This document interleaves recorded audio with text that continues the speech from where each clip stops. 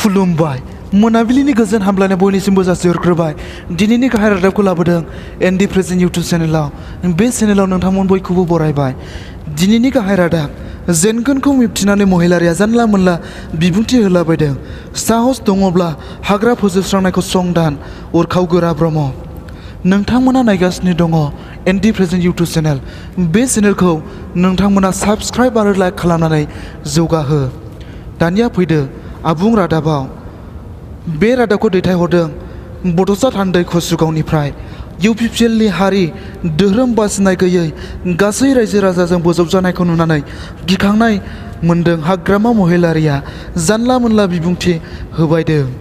जेनगोनखौ रोखा मिबथिखानानै महिलारिया बायदिसिना रोखोमनि बिथा गैयै बिबुंथि होनानै रायजो राजाखौ नंखाय लामाजों दैदेननो नाजादों। बे बिबुंथिया जाबाय मिरु इउपिपिएलनि आफादगिरि एबा 5 नं क'क्राझार लकसभा बियाब इउपिपिएल दोलोनिफ्राय बिजाथि महरै गसंनाय बारग' रायजो सभानि एमपि मुस्रि उरखाव गोरा ब्रह्मनि गसाइगाव महकुमानि कसुगावआव दिनै सुक्रुबारखालि बानजायनाय मोनसे गेदेर फोसावदिंनाय मेलाव गाहाय आलासि महरै बाहागो लानानै मुस्रि ब्रह्मआ बे बिबुंथिखौ लाखिनायजों लोगोसे बुंबावोदि थांनाय 2013 मायथाइनि लकसभा बिसायख'थियाव 3थि जायगायाव थानांनाय बिपिएफआ बे खेबाव आरोबाव दावख्लायबावगोन।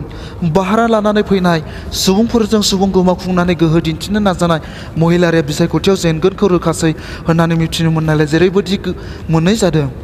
जायनि जाहोनाव बिथाङा राजखान्थि दोलोजों लोगोसे फरायसा आफादखौबो गाग्लोबनायनि नोजोरथिजों मुस्रि ब्रह्मआ दुलाराय बर' फरायसा आफादखौ कुसुगाव हाग्रा ओनसोलनि दंफां दानफायनाय इउपिपिएलनि फोसावदिंनायाव बाहायनो थाखाय रां जथायनाय एबा आरजिनायनि होनाय मुस्रि महिलारिनि बिबुंथिखौ गोख्रों रावजों सोंखारिनानै मुस्रि ब्रह्मआ बुंफिनोदि हाग्रा फोजोबस्रांनाय बे हाबायाव बिपिएफनिसो खायफा मावथिफोरा सिथाबनानै दङ। खुंथायनि गादियाव जिरायनानै गुबुन गुबुन दोलो आफादफोरखौ नंनायनि नङैनि सावरायबोनाय मुं सुबोनाय बिटिसिनि खुंथाय हाग्राखौ रैखा होनो गोसो दङब्ला बिबुंथि होनानैल' जाया, थायालासे सत साहस दङब्ला हाग्रा जोबस्रांनायखौ संदाननायनि राहा लानांगौ। रांनि गोहो आरो बोलो बाहायनानै हाग्रामा बिसायख'थि देरहासारनो नाजादों होननानै अजद होनानै मुस्रि ब्रह्मआ फैगौ लकसभा बिसायख'थियाव बिपिएफनि जेननाया रोखाथार होननानै दाबि खालामदों। एमपि नब कुमार सरनियाखौबो मुस्रि ब्रह्मआ रायखांनानै बुङोदि मुगैलायनायनि बेगर फोनानै राजखान्थि गेलेग्रा नब सरनियाखौबो बे खेबाव बिटिसिनि रायजो राजाया माब्लाबाबो बोजबनानै लाया। सरनियाया नैथि सारियाव जायगा मोनगोन होननानै मुस्रि ब्रह्मआ फोरमायो। नोजोर होथाव बाथ्रादि गसाइगाव जिल्ला इउपिपिएलनि आफादगिरि एबा एमसिएलए जिरन बसुमतारी मासि दैदेननायाव खुंजानाय इउपिपिएलनि बे फोसावदिंनाय मेलाव आदिबासिफोरजों लोगोसे गुबुन गुबुन राजखान्थि दोलोनि गासै सा 500निबो बांसिन हिनजाव हौवा भटारफोरा इउपिपिएलआव हाबफैयो।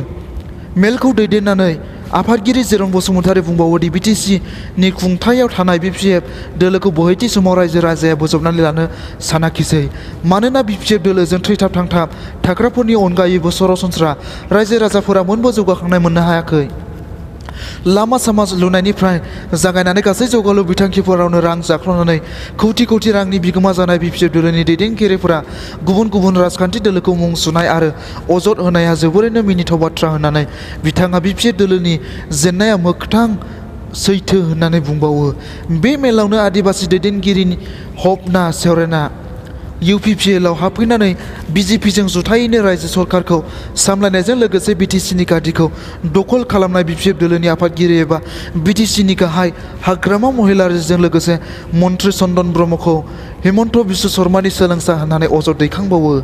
बे फोसावदिं मेलाव गसाइगाव जिल्ला इउपिपिएलनि गाहाय नेहाथारि प्रफुल्ल इस्लारि, इउथ इउपिपिएलनि आफादगिरि समनाथ नार्जारि, गसाइगाव इउथ इउपिपिएलनि आफादगिरि नेहाथारि फारि दीपक मुसाहारि, राजिब मुसाहारि, इउपिपिएल आइजो सेलनि आफादगिरि चित्रा बसुमतारी, नेहाथारि हेमा बसुमतारी, लिंथुमगिरि नेहाथारि उकिल मुसाहारि आरो गुबुन गुबुन दैदेनगिरिफोरा बाहागो लाफैबावो। मख'जाथाव बाथ्रादि मेला जागायनायनि सिगां कसुगाव हालामनि गोबां दोलो गौथुमनिफ्राय इउपिपिएलनि बिजाथि मुस्रि उरखाव गोरा ब्रह्मखौ आर'नाइ आरो बिहु गामसाजों बरायदों।